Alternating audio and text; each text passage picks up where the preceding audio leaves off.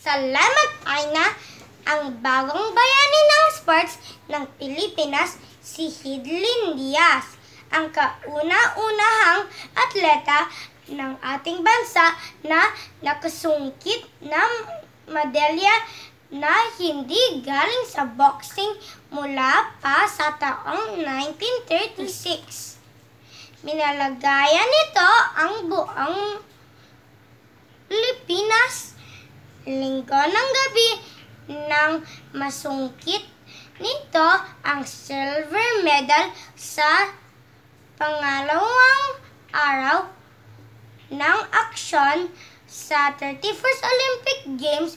Dahil dito, naghihintay ang cash incentives at bahay at lupa sa pag-uwi niya sa Agosto 11 mula sa di malilimutang stint sa Rio Olympics nang buhatin ang Pilipinas pabalik sa record books ng Olympiyada.